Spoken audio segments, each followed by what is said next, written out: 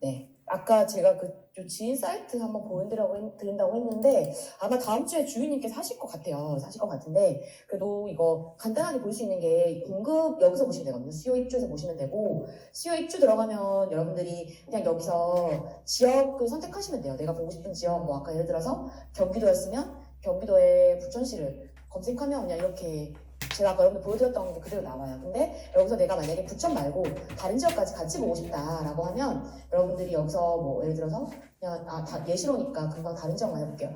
여기 이 지역을 하면 어디 있죠? 여기 검색했을 때 네, 여기 추가하는 게 있어야 되는데 잠깐만요. 제가 전에 플러스가 안 보이죠? 네, 맞아요. 여기 요거 있죠, 요거 앞에. 네, 요거를 이렇게 하면 밑에 나오죠. 그 다음에 이렇게 이런 형태로 하셔가지고 잘 많이 알고 계시네요. 이런 식으로 해서 좀 검색하시면 예시로만 이제 보여드리는 거니까 지역적으로 상관없이 이렇게 나오죠. 그래서 이거 저는 예전에 이거 다 조사해가지고 다운받아가지고 막 하고 했는데 지금은 그런 시간들을 좀 줄이시는 게 좋지 않을까 싶은 생각이 듭니다. 그래서 요거 사이트 활용하시고 다음 주에 주인이 강의 때 더 많은 내용을 깊이 있게 배우시면 좋을 것 같아요. 오늘 이 정도만 먼저 제가 알려드리고 다음으로 이제 시세로 한번 넘어가 보도록 할게요. 여러분들이 지역의 개발적인 정보랑 그다음에 이제 입지를 파악했고 아직 현장으로 못 갔어요. 얼른 시세를 그대로 현장으로 가야 됩니다. 그래서 사실 시세 분석은 뭐 입지 분석만큼 내용이 방대하진 않는데 그래도 이 정도는 봐야 된다라고 저는 생각하는 내용들만 가지고 왔어요. 그래서 여러분들 시세에서 봐야 되는 거는 이 4가지 정도 보셔야 돼요. 사실 제일 중요한 건 이거죠. 단지별 시세. 이걸 알아야지 뭐 아파트 어떤 걸 살지 내가 임장하는 지역이랑 비교할지 이런 게 나올 텐데 그거를 알기 전에 점점 더 여러분들이 큰 거에서 작은 걸로 들어간다고 생각하시면 돼요. 그러니까 최근의 가격 흐름은 그냥 지역의 분위기를 보는 거고 지역의 시세는 지역의 전체적인 시세 평당가가 얼마인지 24평 36평이 얼마인지를 동별로 보고 그 다음에 대표적인 아파트 시세에서는 여러분들이 랜드마크 아파트를 볼 거고 단지별 시세에서 각 단지별 평형별 시세를 볼 거예요. 그래서 점점 더 그러니까 지역 전체, 동별, 랜드마크 대표 아파트, 각 단지별 아파트 이렇게 더 세부적으로 들어간다 생각을 하시면 됩니다. 그래서 이 앞에는 이 정도는 파악을 하셔야 돼요. 특히 랜드마크 아파트는 저는 좀 중요하게 생각을 해요. 왜냐하면 여러분들이 이 지역의 그 기준, 가격이 기준이 되는 아파트를 알아야지 그 안에 다른 아파트가 그 기준 대비해서 얼마나 차이가 있는지 그리고 지역의 위상 대비 가격이 얼마 정도인지 이런 걸 볼 수 있기 때문에 저는 좀 다 보는 편이에요. 랜드마크 아파트를. 그래서 이 정도로 하면 되는데 최근의 가격 흐름은 한번 처음부터 볼게요. 이거는 사실 KB 부동산에 여러분들이 사실 보실 수 있으면 좋긴 해요. KB 부동산 같은 경우는 뭐 투자의 유의미한 전체적인 수치는 아니지만 그냥 전체적인 흐름을 보기에는 좋은 지표이기 때문에 저는 이제 그 중에서 뭘 보냐라고 하면 매매랑 전세 지수를 보는 그러니까 KB 부동산 들어가면 매월 아니면 매주 이렇게 레포트를 만들어서 올려주는데 거기에 보면은 이 해당하는 지역의 매매 가격이랑 전세 가격이 이제 어떤 흐름으로 가는지가 나와 있습니다. 그래서 이건 제가 부천시에 대해서 그냥 그 엑셀을 가지고 그래프를 만든 거예요. 그래서 여러분이 뭐 그래프 안 만드셔도 지난달 대비, 지난주 대비 이런 걸 보실 수가 있으니까 분위기를 좀 보실 수가 있는데 여기서 보면 일단 거래량 같은 경우는 최근에 부천에 거래량은 연초 대비해서 조금 빠지는 추세죠. 아파트 거래량은 좀 빠지는 추세에 비해서 가격은 어때요? 가격은 쭉쭉 계속 올라가는 추세인 게 좀 보이시죠? 그래서 여러분들이 이걸 보고 이제 거래량이나 매매 전세 지수를 보고 파악할 수 있는 건 뭐냐라고 하면 여기 제가 좀 표시했어요. 그래서 지난 2019년 한 10월달, 그러니까 최근 한 2019년부터 봤을 때 한 3년 정도 놓고 봤을 때 가장 가격이 많이 올라갔던 시기가 그리고 거래량이 가장 폭등했던 시기가 2019년 이때였어요. 그래서 이때는 주춤했던, 그러니까 사실 이 부동산 수도권 상승은 한 2017년, 16년부터 시작됐다라고 본다라고 해도 부천은 좀 늦게 올라간 편이죠, 가격이. 근데 그 이유가 이제 좀 아무래도 입지나 이런 위상이나 가치가 다른 곳들보다 좀 적다라는 게 아까 앞에서 계속 보여졌는데 그런 의미에서 2019년 정도 돼서야 거래량이 올라가면서 가격이 올라갔고 그 이후부터는 쭉 가격이 상승하다가 이제 작년 말에 좀 가격이 급상승한 흐름이 있는데 대신에 이런 거래량은 좀 빠졌죠. 그럼 가격이 이렇게 많이 급상승했는데 거래량이 가장 많았던 시기보다 주춤하다는 건 뭐겠어요? 물건이 많이 없다라고 볼 수 있겠죠. 나오는 물건마다 그냥 높은 가격을 더 오르는 가격을 실거래가를 찍은 거다라는 정도로 여러분들이 이제 보실 수 있고 사실 이거는 그렇게 여러분들이 뭐 디테일하게 분석하실 필요는 없는 것 같아요. 그냥 전화 한 통으로 요새 분위기가 어때요? 하면 사장님들 이제 브리핑 해주시는 거를 취합하는 게 사실 더 중요하긴 한데 그냥 크게 보는 거예요. 크게 그 지역의 흐름을 보는 거고 지금 단기간 내에, 그러니까 최근에 이제 부천 흐름을 본다라고 하면 가격의 그래프는 상승하지만 거래량은 주춤한 게 보이죠. 이 말은 단기간 내에 가격이 상승했기 때문에 거래량이 좀 주춤한 상황이다라고 볼 수 있고, 또 이제 여러분들 사실 저는 부천이라는 지역을 임장을 했고 수도권 전체적으로 비교가 되기 때문에 수도권의 저평가된 입지가 마지막까지 매매가랑 전세가가 상승하면서 부천에 남아있던 가격이 상승을 했고, 그래서 올해 초에 한 3, 4월 달에 부천의 24평이 한 구축 기준으로 한 2억 중반대가 갑자기 3억 중반 4억이 갔고, 그다음에 그다음에 24평 계단식 같은 게 한 3억 중반 하던 게 4억 중반에서 5억까지 갔다. 이건 저는 이제 그 지역을 인정했고 그 지역에 대한 기준이 있기 때문에 이렇게 전 비교 평가가 되고 가격이 보이는 건데, 여러분들은 지금 이게 안 되실 수 있잖아요. 아직 지역이 양면이 많이 없고. 그러면은 그냥 여기 앞에 제가 얘기한 지금 단기간 내 가격이 상승해서 이제 거래가 좀 주춤한 흐름을 보이는 것 같은데, 실제 이러한 흐름인지는 내가 전환 임장 때 확인을 해봐야겠다 하고 내가 체크해야 될 요소 정도로 보고 넘어가도 괜찮다는 거예요. 여기서 너무 많은 시간을 쓰고 막 이거를 분석하기 위해서 여러분들이 그렇게 에너지를 쓰시지 않으셔도 된다라는 말씀을 드리고 싶습니다. 그 다음 두 번째로 현재 시세를 넘어가 볼게요. 이제 중요한 건 여기서부터 여러분들이 좀 해야 되는 게 나오기 시작을 해요. 일단 첫 번째, 여러분들이 아까 부동산 지인 사이트 들어가면 그 지역 검색이라는 데를 쭉 내려가면 이렇게 지역별로 나와요.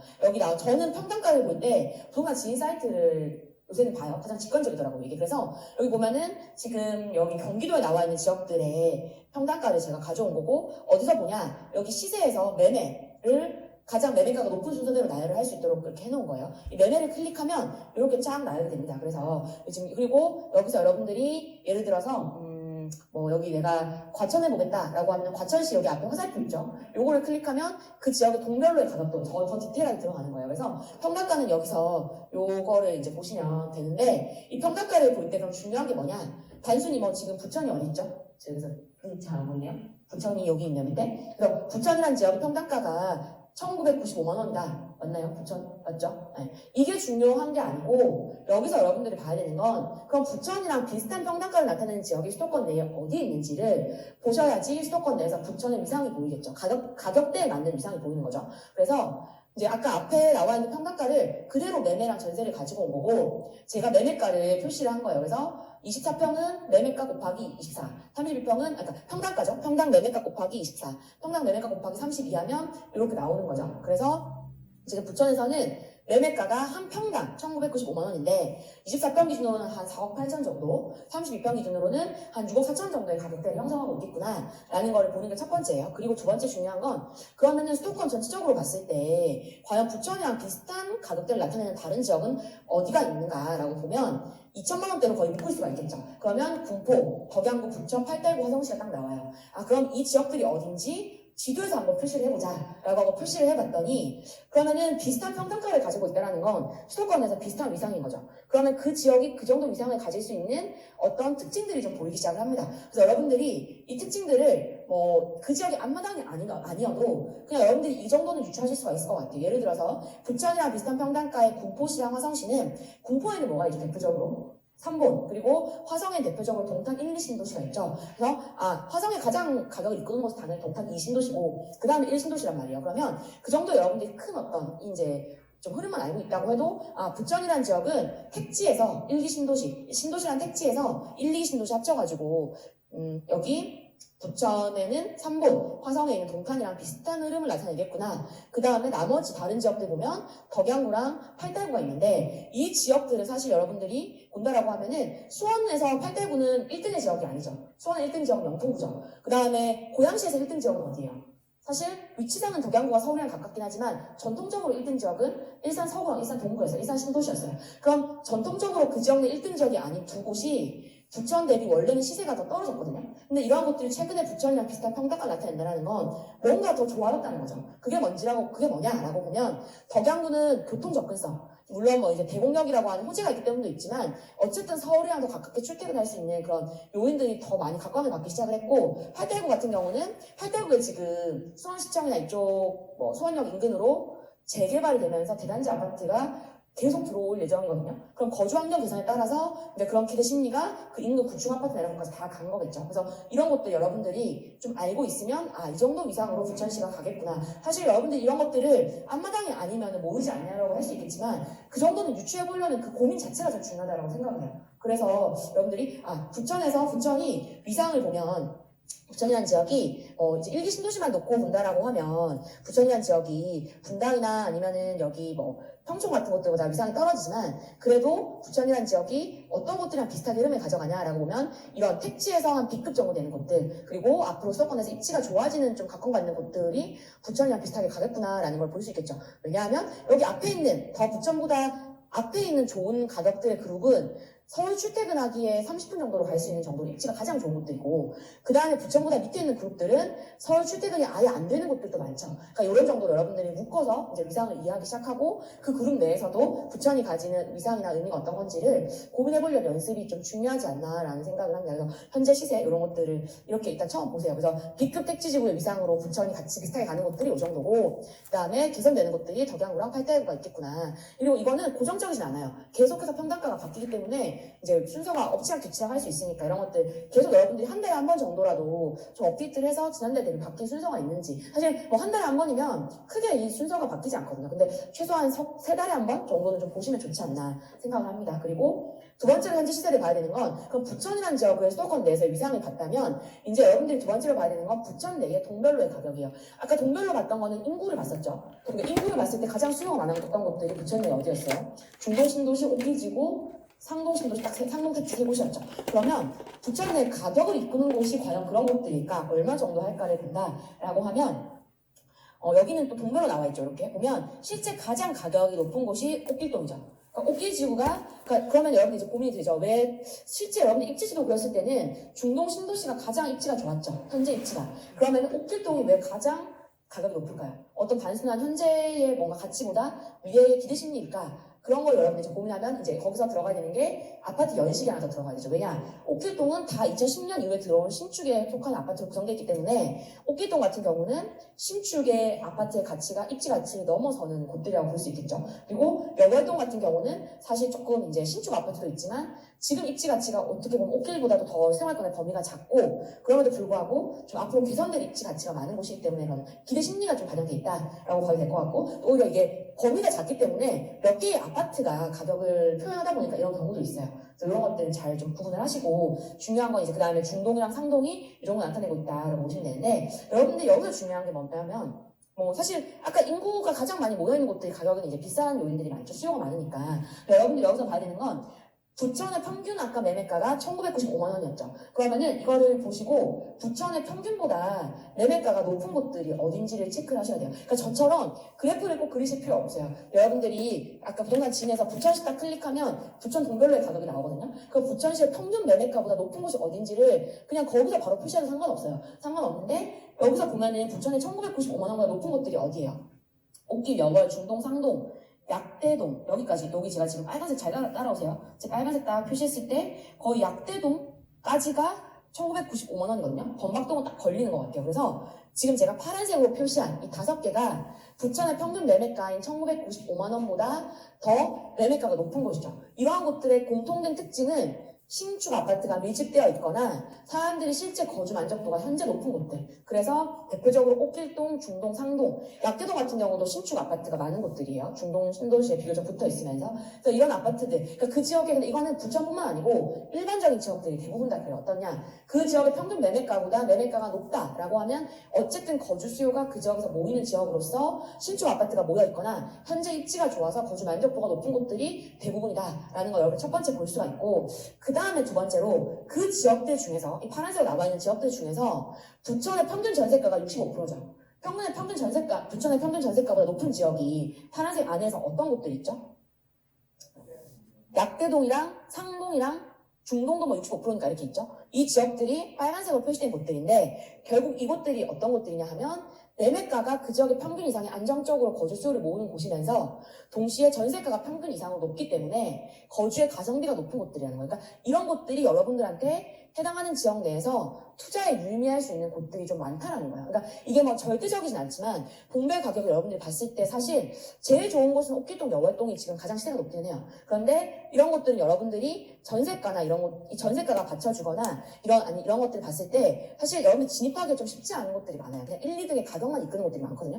근데 그런 곳들이 아니라 평균 매매가보다 가격은 높으면서 전세가가 65%가 높은 이런 곳들이 실제 그 지역 사람들이 살기에도 현재 입지 가치가 괜찮으면서 동시에 전세가, 전세 수요도 좀 받쳐주는 곳들이 많다라는 거죠. 그래서 이러한 곳들이 여러분들이 사실 넓은 이 부천이라는 지역에서 내가 어떤 지역을 먼저 임장을 하고 투자를 유의미하게 볼 것인가 라고 봤을 때 이런 지역들을 좀 집중해서 볼 필요가 있고 이런 지역의 시세가 실제 얼마인지를 랜드마크나 동별, 단지별 시세까지 다 그려봐야 되겠다라는 걸 이제 기준을 잡고 들어간다는 거예요. 그래서 이런 거 여러분들이 이제 임장하신 지역에서 사실 지금 이 지역의 가격이 어느 정도이고 어디가 비싸다라는 건 그냥 사실인 거고 그 사실을 단계 넘어서 여러분들이 내가 투자에 좀 더 유의미한 지역을 우선적으로 본다라고 하면 이런 지역들을 보는 게 더 의미가 있다라는 거죠. 여기 신북동 같은 곳들은 전세 지금 보면은 사실 87%라는 너무 높은 전세가죠. 그럼 여기가 지금 전세가가 높기 때문에 투자에 유의미하지 않을까? 뭔가 전세가가 잘 받쳐주지 않을까라고 하기에는 매매가가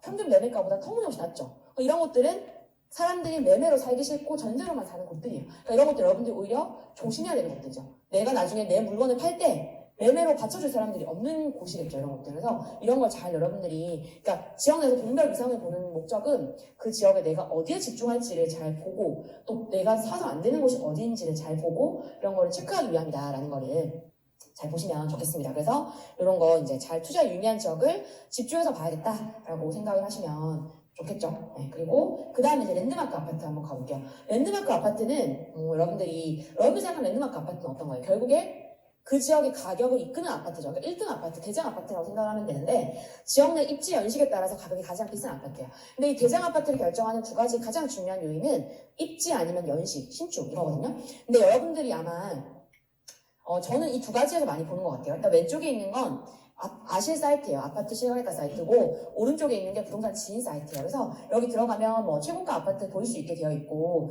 또 부동산 지인 사이트에도 최근에 가장 비싸게 거래된 아파트 같은 것들 이제 볼 수 있는데 여기 보면 저는 한 3개월 단위로 세팅을 하는 것 같아요. 3개월 단위로 가장 고가, 최고가로 거래된 아파트 중에서 30평대 기준으로 놓고 많이 봅니다. 그래서 랜드마크 아파트를 찾는데 여러분들이 아마 찾아보시면 거의 대부분 다 여기 연차가 나와 있지만 거의 대부분 다 신축 아파트가 랜드마크 아파트에 탑5나 들어가 있는 탑3, 탑5에 들어가는 경우가 많거든요.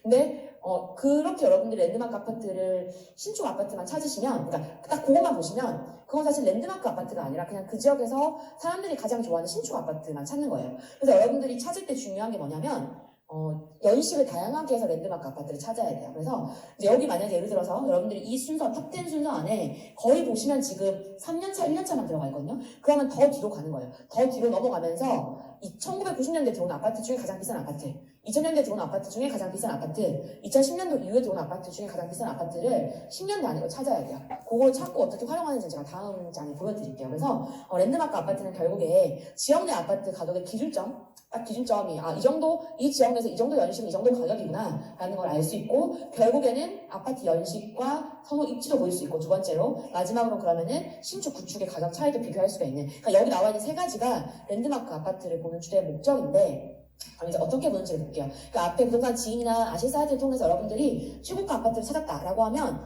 이제 여러분들이 이걸 지도에 좀 표시를 해주시면 좋아요. 그래서 지도에 어떻게 표시를 하냐. 사실 여러분들이 탑3나 탑5에 가장 비싼 아파트를 찾았다라고 하면 거의 이 정도 나올 거예요. 신축 아파트 중에 나오거든요. 저는 이렇게 네 가지로 표시를 했어요. 2016년, 2010년, 2000년, 1990년. 근데 2016년 이후는 2010년이랑 묶어도 상관없으세요. 그래서 아까 앞에 나와 있는 사이트에서 가장 가격대가 높은 아파트들을 연도별로 찾아가지고 넣은 게 이렇게 이제 2010년, 2000년대, 1990년대가 나오는 거예요. 그래서 여러분들이 2010년 이후만 찾으면 그냥 신축 아파트에 비싼 거 사람들이 좋아하는 것만 찾는 건데 여러분들 랜드마크 아파트를 찾는 가장 큰 목적은 그 지역에 지금 가장 입지가 좋은 곳이 어디인지도 봐야 되고 연식도 봐야 되고 또 앞으로 더 위상이 좋아질 것도 봐야 되고 그러니까 입지랑 연식을 같이 봐야 되기 때문에 90년대까지 같이 랜드마크 아파트를 가지고 온 거예요. 그래서 여기서 이제 부천은 그럼 이렇게 가지고 왔다라고 보면 부천 내 지금 가장 가격이 높은 곳은 여기죠. 센트럴파크 부르지오죠. 그래서 부천 내에 지금 13억 정도의 30평대 기준, 30평대 기준이에요.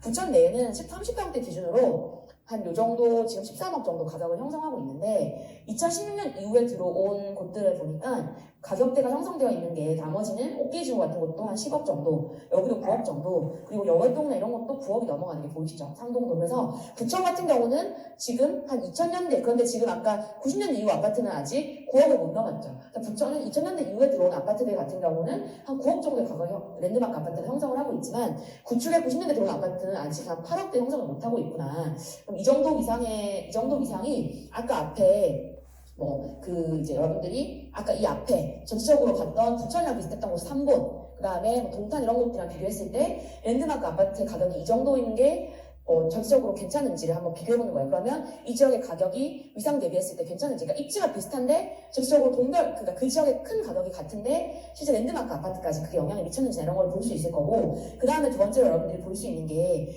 이 지역에 지금 가장 비싼 아파트들이 많이 모여있는 곳들이 어디냐라고 하면 오히려 지금 중상동보다도 여기 밑에 옥기지구에 많이 모여있는 게 보이죠. 그래서 실제 입지 지도를 그렸을 때 입지 가치는 여기 중상동이 가장 좋았지만 실제 여기 밑에 아파트들이 더 높은 비싼 아파트들이 9억대 10억대가 많다라는 건 센트럴파크 프로지만 제외하면 여기가 더 많잖아요. 그죠? 그런 거는 이쪽이 신축 아파트의 가치 이런 것들로 인해서 앞으로 더 입지가 좋아질 생활권이겠구나 라는 걸 랜드마크에서 한 번 더 확인할 수가 있는 거예요. 한 번 더 확인할 수가 있고, 그리고 여러분들이 그리고 생각보다 여기 여월이나 소사구역 프로지오 같은 것들도 9억대까지 간다라는 건 지금 사실 입지 가치만 놓고 보면 좋은 곳들은 아니었죠. 이런 것들이 앞으로 생활권이 많이 확장될 수 있는 곳들이겠구나라는 거를 랜드마크만 가지고 아까 입지랑 연결해서 볼 수가 있다라는 거예요. 그리고 지금 여기 구축이 한 8억 정도 하고 전세가가 이 정도 받쳐준다라고 하면 이제 신축과 구축의 가격 차이가 한 4억 정도 나는데 이 정도 가격 차이를 가져가면서 구축이 다른 아까 비교했던 3본이나 이런 것들이랑 비교했을 때도 괜찮은 가격대인지 한번 보자 이런 것들이 나오는 거죠. 그래서 첫 번째 봐야 되는 건 일단 생활권이 이 지역의 랜드마크를 가지고 부천 중동에서 상동, 그리고 오히려 이쪽보다 더 가격이 높은 단지들이 많았던 옥길이나 번방 소사까지도 한번 연결해서 볼 수 있겠구나라는 걸 볼 수 있고, 대신에 동시에 여러분들 봐야 되는 게 2016년도 이후에 들어왔던 아파트들 중에서는 이쪽에 아파트들이 많이 모여있긴 하지만 실제 센트럴파크 프로지오 13억이 거의 독보적으로 가장 비싸죠. 그러면 이 말이 무슨 말이냐, 신축 아파트가 입주하면서 중동 신도시의 기존의 중심지 기능이 다시 한번 집중을 받기 시작했다는 거예요. 이곳에 가장 비싼 랜드마크 아파트가 있다는 거. 그래서 여러분들이 랜드마크 아파트만 통해서 어디에 가격이 비싼 아파트가 많이 모여있는지에 따라서 생활권이 어디로 확장되고 있는지, 그리고 여기는 9억짜리 아파트가 있기에는 입지가 부족한 것 같은데 여월동이나 소사구 프로지오 같은 것들이 있음으로 인해서 앞으로 생활권이 확장될 곳들인지를 다시 한번 볼 수 있고, 동시에 그럼에도 불구하고 신축 아파트끼리만 비교했을 때는 이런 이제 9억을 넘어서 10억 넘는 아파트가 있다라는 곳이 여전히 중동이 중심지이구나라는 걸 볼 수 있을 거고, 그 다음에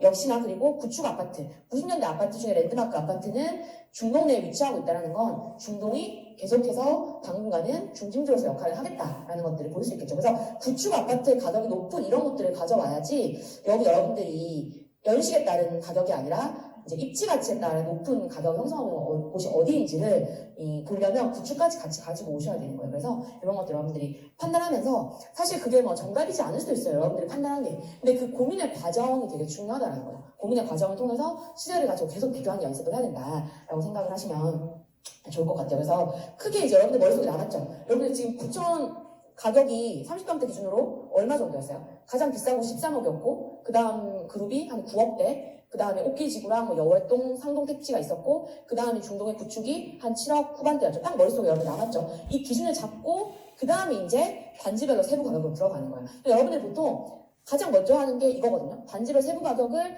네이버 부동산에서 현재 나와 있는 매물로 먼저 그리는데, 그렇기 때문에 여러분들 머릿속에 시세가 기억이 안 남는 거예요. 분명히 시세 지도는 내가 밤을 새워가면서 여러분들이 막 밤낮 구분 없이 열심히 그렸어요. 근데 그리고 났는데 아파트 가격이 얼마인지 기억이 안 나는 거예요. 그 이유가 기준점을 안 잡고 갔기 때문인 거예요. 그래서 딱 지금 여러분들 머릿속에 기준점이 잡혔죠. 이제 그 다음에 세부 가격으로 들어가 보겠습니다. 단지별 세부 가격은 결국엔 이제 시세지도라는 걸로 이야기를 할 수 있는데, 여러분들은 시세지도를 임장하기 전에 딱 그리시잖아요. 그러면은 거기서 끝나시는 분들이 많아요. 근데 시세지도는 여러분들이 임장하는 계속 업데이트를 하는 거예요. 그래서 처음에 여러분들이 딱 시세지도를 그린다, 단지별로. 이거는 모든 단지의 모든 평형을 일단 내가 대략적으로 보는 거예요. 그래서 그 아파트 단지에 매물이 없으면 네이버 부동산으로 보통 여러분들이 현재 시세를 보잖아요. 근데 매물이 없으면 실거래가로 파악을 하는 거예요. 왜냐하면 그냥 대략적인 가격을 먼저 보는 거니까. 그리고 난 다음에 여러분들이 임장을 하고 전화 임장을 하고 매물 임장을 하고 하면서 계속 이건 업데이트를 해야 되는 거예요. 왜냐하면 여러분들이 네이버 부동산에서 그리는 시세지도는 살아있는 시세지도가 아니고 정보를 그냥 정리한 거죠. 근데 여러분들 아마 느끼셨을 거예요. 진짜 현장 가보면 내가 그린 시세지도보다 가격이 대부분 높거나 매물이 없는 경우들이 제법 많아요. 그렇기 때문에 실제 현장을 가서 계속 업데이트를 하면서 마지막에 여러분들이 임장 보고서를 완성하고 지역 분석을 끝낼 쯤에 만든 시세지도가 진짜 시세지도인 거예요, 여러분들. 그래서 여기 나와 있는 건 제가 실제 부천 임장했을 때 저도 이렇게 다 단지별로 만들어서 지도에 표시하고 이 지도를 가지고 임장을 가서 매물을 보면서 계속 업데이트하고 했었거든요. 그래서 여러분들 지금 뭐 디테일하게 표시하는 방법은 개개인별로 다를 수 있는데 어쨌든 핵심은 그거다. 핵심은 뭐냐? 전화 임장이랑 매물 임장을 통해서 계속 업데이트를 하셔야 돼요. 업데이트를 하고 현장의 가격을 실제 반영하는 노력을 하셔야 된다. 그래서 이제 여러분들이 그러니까 이렇게 월급 카페 업무하는 임장 보고서를 보면 그 시세 지도가 실제 현장의 가격이랑 차이 나는 경우가 너무 많아요. 왜냐? 처음에 내가 이 지역을 파악할 때 시세 지도를 그리고 거기서 끝나거든요. 그러면 안 되는 거예요. 왜냐하면 가격을 계속 한 달 동안 업데이트하면서 여러분들 이제 가야 된다는 거죠. 그래서 실제 시세 지도를 그리는데 이렇게 열심히 그려도 아까 제가 말씀드렸던 것처럼 가격이 기억이 안 나요. 머릿속에 막 그냥 5억? 6억이었나? 그 아파트 이름 뭐였지? 막 이제 머릿속이 복잡해지기 시작을 하고 아파트 단지가 이렇게 너무 많죠.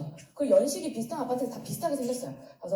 그리고 다 비슷비슷해 보이고. 그래서 이제 여러분들이 시세지도를 그리고 실제 임장을 갔을 때 고민을 하실 수 있을 만한 이런 요인들을 정리하기 위해서 시세를 묶어서 보는 연습을 하셔야 돼요. 이거는 여러분들이 사실 실전 준비반 때 많은 내용을 배우는데 그중에 여러분들이 꼭 벤치마킹 했으면 좋겠다 싶은 내용 중에 하나는 이거예요. 이거를 보시면 좀 여러분들이 이제 활용하시는 내용이 좀 많을 거예요. 그래서 여기 위에 나와 있는 게 제가 실제 시세지도 그릴 때 이렇게 저는 딱 엑셀에다가 만들어 놓고 여기 나와 있는 빨간색만 업데이트하면 되도록 만들어 놓습니다. 그래서 여러분들 이거 실제 활용하는 방법이나 엑셀 파일이 월급 카페에 유진 아빠님께서 올려주신 글이나 이런 것도 잘 되어 있을 거예요. 그래서 그거 보면서 또 추가해서 한 번 더 보시면 좋을 것 같고 실제 이런 식으로 그려요. 그러니까 엑셀에다가 활용해가지고 현재 나와 있는 네이버의 매물이나 아니면 실거래가를 통해서 지금 중동 신도시에서의 7호선 북부 쪽에 있는 금강마을, 은하마을, 한라마을, 덕유마을 이런 아파트들을 다 단지별로 그린 거예요. 그래서 보시면은 여기 평형별로 나와 있고 그다음에 매매, 전세,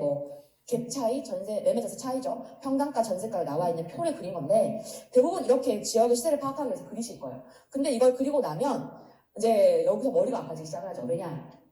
다 10평대가 4억, 5억 비슷한 것 같고 일단 기억해야 될 정보가 너무 많아요, 여러분들이. 그래서 이거를 간소화하는 연습을 하셔야 된다. 그래서 단지별 평형별로 이렇게 묶어가지고 기억하는 연습을 하시면 좋습니다. 여기 지금 사실 보면 금강마을 같은 경우도 17평, 18평 나와 있지만 결국에는 같은 구조의 비슷한 평형이에요. 그래서 이거를 금강마을 10평대를 4억으로 묶으면 되고 두 개 그냥 평균치 하니까 4억 정도 나오는 거죠. 실제 매물을 보러 가면 여러분들이 여기 나와 있는 거에다가 매물을 보면서 계속 업데이트를 하긴 해야 돼요. 그런데 그 지역에 일단 아까 랜드마크만 딱 봐도 랜드마크 아파트 보니까 딱 기억이 남죠. 그것처럼 대표적인 내가 시세지도를 그리는 아파트들에 대해서 가격을 묶어서 보기 시작을 하면 여러분들이 가격을 기억하기가 굉장히 쉬워요. 그래서 금강마을 10평대, 은하주공 2단지, 1단지 10평대, 나머지 지역들 10평대, 20평대 이렇게 해서 여러분들이 이걸 딱 그리면 왼쪽에 있는 표는 여러분들 머릿속에 넣기 어때요? 너무 복잡하고 기준이 없죠. 오른쪽에 있는 표 하나로 여러분들 만들면 평형대와 구조와 아파트 단지로 딱 놓으면 여기서 3억에서 한 4억대로 10평대 구조는 형성이 되어 있고 20평대는 4억 중반에서 5억 중반 비싼 곳은 더 비싼 곳은 6억까지 가겠구나라는 게 딱 머릿속에 이제 그려지기 시작을 하는 거죠. 이것까지 그리면 내가 그 지역 가격대 기준이 잡히는 거예요. 그래서 아까 지금 구축, 중동 신도시의 구축이 가장 랜드마크가 7억 후반이었죠. 근데 중동 북부에 있는 아파트들은 10평대, 20평대밖에 없고 이 기준으로 봤을 때 대부분 다 한 4억, 3억 중반 4억, 5억까지 나타나겠다라는 가격의 기준점이 잡히는 거예요. 그래서 여러분들 이걸 기억하고 첫 번째로는 비슷한 매매가로 묶어서 단지별 시세를 기억하는 게 시세 그룹핑의 첫 번째 목적이에요. 그리고 두 번째는 사실 첫 번째까지 하는 거면 꼭 이걸 해야 되나 내가 기억력이 너무 좋아서 왼쪽에 있는 거 나는 충분히 기억할 수 있다 라고 하면은 활용하시면 돼요. 그리고 이렇게 만드실 필요성 많이 못 느끼실 텐데 더 중요한 건 사실 두 번째 이거예요. 뭐냐 여러분들이 가격대별로 공통점을 묶어서 파악을 하실 수가 있어요. 이제 이게 무슨 말이냐라고 보면 이제 지도를 가지고 와봤어요. 지도를 가지고 왔을 때 아까 앞에 다시 돌아가 볼게요. 여기 나와 있는 이 표 있죠. 이 표를 여러분들이 이제 기억을 했죠. 표를 기억했을 때 디테일하게 단지별로는 몰라도 크게 봤을 때 아까 10평대는 3억 중반, 4억 중반, 20평대는 4억 중반에서 5억 중반까지 갔는데 그 아파트들의 지도를 보면서 그 지도에서 이렇게 묶어보는 거예요. 그러니까 실제 앞에 있던 표를 더 그룹을 묶어보는 거죠. 비슷한 가격대로. 그러면 1등의 그룹은 금강은하마을이에요. 여기는 10평대 4억, 20평대는 5억 중반까지 가고요. 그 다음에 한라더기 중흥마을 같은 경우는 10평대가 한 3억 후반, 20평대가 4억 중반까지 갔고 마지막 서양마을도 사실 뭐 한라더기 중흥마을이랑 비슷한 가격이죠. 그런데 그럼 여기서 이제 알 수 있는 여러분들이 지도에 여기까지 왔다라고 하고 난 다음에 중요한 건 뭐냐라고 하면 1등이랑 2등 그룹이 내가 입지 지도에서 배웠을 때는 여기가 7호선 라인의 입지의 중심이었어요. 이 두 곳 다 분명히 이 7호선 라인의 역세권에 그리고 둘 다 여기를 비슷하게 끼고 있죠. 그런데 1등, 2등 그룹이 여기 나와 있는 여기 지금 은하마을, 금강마을 1등 그룹과 2등 중에서 중흥마을이 같은 역세권인데 왜 가격 차이가 나는 거지라는 고민을 스스로 질문을 던져보는 거예요. 그러면 여러분들이 실제 왜 그럴까요? 실제는 여기 부천시청역이 더 중요한 역이기 때문인 거겠죠. 근데 이걸 여러분들이 질문을 정하고 임장을 가면 분위기 임장을 갔을 때 그 고민의 답을 해결하기 위해서 지역을 보기 시작한다는 거예요. 이런 것 없이 여러분들이 지역을 가면 그냥 여러분들이 가서 여기가 부천시청역이네, 여기가 금강마을이구나, 뭐 여기가 가장 비싼 곳이네 하고 끝나는데 질문을 가지고 가면 스스로 고민을 하기 시작하겠죠. 그러면 내가 부천시청역이랑 신중동역이 뭐가 다른지를 가서 확인을 해야지 답이 나올 거 아니에요.